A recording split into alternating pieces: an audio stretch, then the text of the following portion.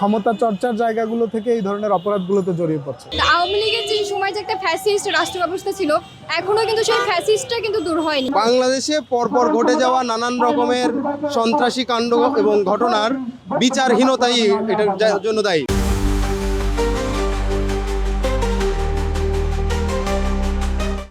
দেশ জুড়ে বেড়েছে হত্যাকাণ্ড। প্রতিদিন খবরের পাতা উল্টালেই চোখের সামনে ভেসে ওঠে বিভিন্ন স্থানে খুনের ঘটনা। আইন শৃঙ্খলার অবনতি বিষয়ে কী ভাবছে সাধারণ জনগণ, জানতে চেষ্টা করব আজকে। দর্শক, বাংলা নিউজ 24-এর বিশেষ আয়োজন মত দ্বিমতে সকলকে স্বাগতম জানাচ্ছি।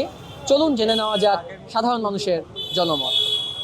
গত কয়েকদিন যাবৎ সারা দেশে যে ঘটনাগুলো ঘটছে, বিশেষ করে হত্যাকাণ্ড, চাঁদাবাজি কেন্দ্রিক কিংবা ব্যবসা দখল কেন্দ্রিক, এটা মূলত যে বিষয়টা অ্যাড্রেস করে সেটা হচ্ছে যে দেশের আইন শৃঙ্খলা পরিস্থিতির অবনতি, এবং এটাতে সরকারের একটা বড় অবহেলা আছে। এমনকি সেনাবাহিনী মাঠে থাকার পরেও যদি এই ধরনের হত্যাকাণ্ডগুলো ঘটতে থাকে, সেটা আসলে সার্বিকভাবেই বাংলাদেশের ইমেজকে ক্ষতি করে।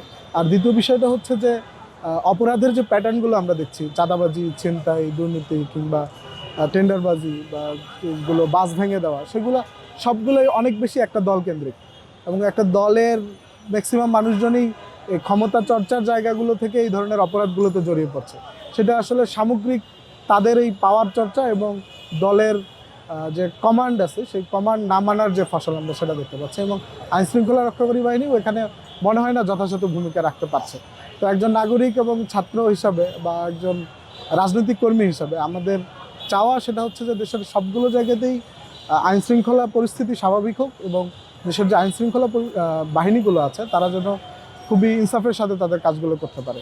আওয়ামী লীগ সরকারের সময় আমরা গত এক বছর আগেও যখন জুলাই আন্দোলন করলাম, তার আগেও দেখা গেছে যে বিভিন্ন সময় ঘটনাগুলো একইভাবে ঘটে আসছে, যে বিভিন্ন পাড়া মহল্লায় যে খুলনায় যে রকপাটার যে ব্যাপারটা, তারপর মিটফুটের যে কালকে পাথর দিয়ে কুপিয়ে যে হত্যা করলো প্রকাশ্যে, তারপর যে বিচারহীনতার একটা ব্যাপার আছে এখানে। রাজনীতি মানেই যে এরকম নৃশংসভাবে একজন আরেকজনকে খুন করে ফেলবে, দলীয় ব্যাপার হোক বা সেটা যে কোনো নৃশংসতার, এরকম এগুলো আসলে একদমই ঠিক হচ্ছে না। বা সরকারেরও যে খুব বেশি উনি পদক্ষেপ নিচ্ছে এই বিষয়গুলোতে, এমনটাও নাম একদিনের পর দিন দেখা যাচ্ছে যে বিষয়গুলো ঘটেই যাচ্ছে। আজকে খুলনায়, কালকে দেখা যাচ্ছে পুরান ঢাকায়, কালকে দেখা যাচ্ছে সেই জায়গায় ঘটতেই দিনের পর দিন। আওয়ামী লীগের যে সময় যে একটা ফ্যাসিস্ট রাষ্ট্র ব্যবস্থা ছিল, এখনও কিন্তু সেই ফ্যাসিস্টটা কিন্তু দূর হয়নি। ইন্টারিম সরকার ইউনিস উনি কিন্তু এখনও কিন্তু এই বিষয়গুলো নিয়ে অভ্যুত্থানের পরে কিন্তু ছাত্ররাই যে আন্দোলনের পর ওনাকে তারপর ক্ষমতায় বসালো, উনি কিন্তু এখনও ওনারা এই বিষয়গুলো নিয়ে উনি ওইভাবে কথা বলছেন না। দেখছেন না বিষয়গুলো যে জনগণের কি সমস্যা, বা এরপর আহতদের চিকিৎসা করতে হবে, বা আজকে কোন এলাকায় কি ঘটনা ঘটতেছে, প্রত্যেকটা দিক থেকে ওনার যে মানুষের একটা প্রত্যাশা ছিল অভ্যুত্থানের পরে, সেটাও কিন্তু সরকার থেকে মানুষ পাচ্ছে না। এখনও কিন্তু আমাদেরকে বের হলে প্রত্যেকটা মুহূর্তে আতঙ্কে থাকতে হয় যে কখন একটা মেয়ে বলে আক্রমণ করে বসে, বা কখন কোন দল এসে কি ট্যাগ দিয়ে তারপর আমাদের উপর আক্রমণ করে বসে, এরকম একটা মুহূর্তে প্রত্যেকটা মুহূর্তে কিন্তু আতঙ্ক নিয়ে প্রত্যেকটা মানুষকে চলতে হয়। তো আমাদের বিচারহীনতার যে বিষয়টা, আমি বলবো যে সরকারের আসলে সব দিক থেকে খেয়াল রাখা দরকার, প্রত্যেকটা প্রশাসনকে নজরদারি করা দরকার, অপরাধীদেরকে যথাযথ শাস্তির আওতায় আনা দরকার। 9 জুলাই মিটফুটে যে ঘটনাটা ঘটেছে, এটা শুরু হচ্ছে সেই 2006 সালের 28 অক্টোবরের পুনরাবৃত্তি। ওই দিন প্রকাশ্যে দিবালোকে পল্টনে বিপ্লবী ছাত্রমৈত্রীর সভাপতি বাপ্পাদিত্য বসু সহ ছাত্র ইউনিয়ন, ছাত্রলীগ এবং অন্যান্য সংগঠনরা মিলে প্রকাশ্যে দিবালোকে রাজপথে মানুষকে ফিটিয়ে সেই লাশের ওপর নৃত্য করেছিল। 9 জুলাই যে হত্যাকাণ্ডটা মিটফুটে ঘটেছে, এটা সেই 2006 সালের 28 অক্টোবরের ঘটনার পুনরাবৃত্তি। 2006 সালের 28 অক্টোবরের ঘটনার কোনো বিচার না হওয়ার কারণে এই ধরনের ঘটনা এখনো বারবার ঘটার সুযোগ পাচ্ছে।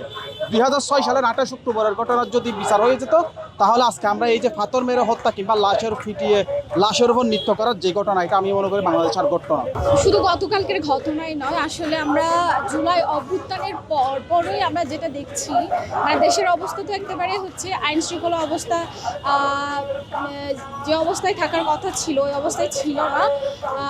ইন্টারিম সরকার গঠন হলো, ইন্টারিম সরকার গঠন হওয়ার পরও দেখছি কি আইন শৃঙ্খলা পরিস্থিতি যেরকমটা নিয়ন্ত্রণ নেবার কথা ছিল ওই অবস্থায় নিতে পারেনি। আজকে 1 বছর হয়ে গেছে, তার ব্যর্থতা কিন্তু স্পষ্ট। তো গতকালকে যে ঘটনাটা ঘটেছে, শুধু গতকালকের ঘটনাটা ঘটেছে তা কিন্তু নয়। আমরা দেখি যে এই যে জুলাই অভ্যুত্থানের পরপর সেপ্টেম্বর মাসে 2024 সালে অনেক চাকমাকেও এভাবেই কিন্তু হত্যা করা হয়েছে, একইভাবে একই রূপ কিন্তু। হয়তোবা স্থান প্লেসগুলো হচ্ছে আলাদাভাবে তা আমরা বলতে পারি, কিন্তু এই ঘটনাগুলো কিন্তু হচ্ছে ভিন্ন কিছু আমরা আসলে দেখতে পাই না আর কি। শুধু এই ঘটনায় নয়, দেখি যে আরও হচ্ছে খুলনায়ও হচ্ছে যুবদল একজন হচ্ছে ছাত্র নেতাকে লোক মারলো, হত্যা করলো। তো এই ঘটনাগুলো আসলে অবিলম্বে বন্ধ করা দরকার। ইন্টারিম সরকার যদিও বা বলছে তারা হচ্ছে নিয়ন্ত্রণ নেবার চেষ্টা করছে, কিন্তু এটা হচ্ছে দৃশ্যমান কোনো হচ্ছে উদ্যোগ আমরা আসলে দেখছি না। এই জন্যই আমরা হচ্ছে আমাদের যে গণতান্ত্রিক ছাত্রজোট প্রতিনিয়ত আন্দোলন এই নৃশংসতার বিরুদ্ধে কথা বলছে, প্রতিবাদ করছে। আমরা প্রতিবাদ করতে এখানে আসছি।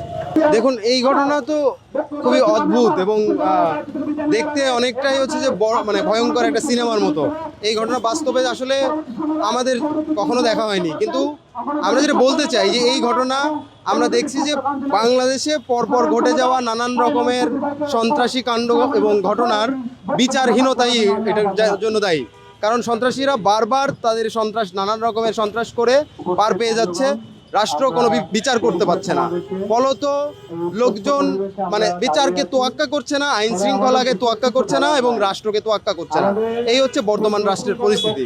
আর যেই রাজনৈতিক দল সন্ত্রাস দিয়ে আসলে এই দেশে প্রতিপত্তি দেখাতে চায়, সন্ত্রাস দিয়ে তাদের দখলদারিত্ব দেখাতে চায়, তারা আসলে কখনোই বাংলাদেশে টিকতে পারবে না।